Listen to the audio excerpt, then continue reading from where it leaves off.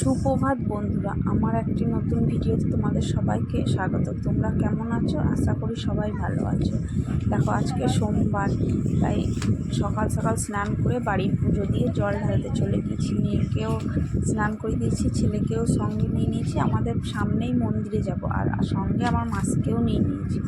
দেখো, চলেও এসছি মন্দিরে। এখানে দুর্গা পুজোও হয়।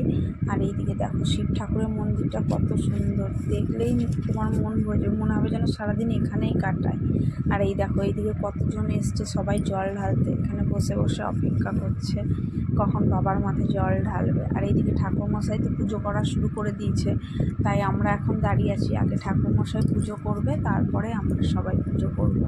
আর সোমবারে শিবের মাথায় জল না ঢাললে হয় বলো?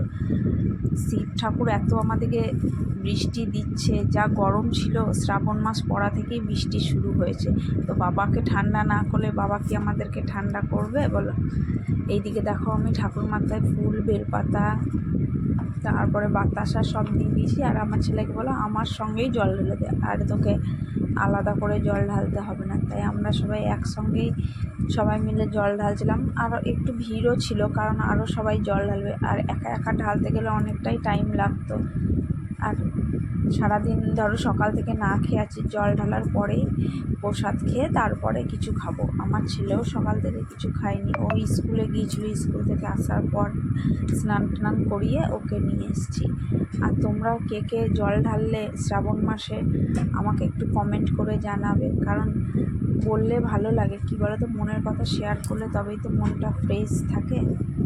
আর এইদিকে দেখো, ঠাকুরমশাই সব গোছাগুছি করছে, যেহেতু ঠাকুরমশাইয়ের পুজো হয়ে গিয়েছে। ইনি এখানে নিত্য পুজো করে, তার জন্য ওনার পূজা হয়ে যাওয়ার পরেই আমরা সবাই পুজো করলাম। আর উনি সব গুছিয়ে এখন বাড়ির দিকে রওনা দেবেন। আর আমাদের এইদিকে পুজো হয়ে গিয়েছে। তারপরে এখানে ধরো শুধু শিব ঠাকুর নয়, দুর্গা মন্দির আছে, তারপরে সন্ন্যাসী মন্দির আছে, আর এদিকে আছে ষাঁড়, যাদেরকে পুজো না করলে শিব পুজো করার কোনো মানেই নেই। তাই সব ঠাকুরকে ধূপকাঠি দেখিয়ে এইদিকে তোমার সন্ন্যাসী ঠাকুর আছে, তাকেও প্রণাম করে নেবো। কারণ একই জায়গায় যখন এসেছি, একজনকে প্রণাম করে একজনকে না করলে কি হয়? আর আমাদের এখানে শিব ঠাকুরের মন্দির, সব মন্দিরগুলো এত সুন্দর, মনে হবে যে সারাদিন এইখানেই বসে থাকি। অবশ্য এত কাছে, তাও আসা হয় না। আর আমার ভিডিওটা যদি ভালো লাগে তাহলে লাইক, কমেন্ট, শেয়ার করে দিও, আর চ্যানেলটাকে সাবস্ক্রাইব করে দিও। টাটা।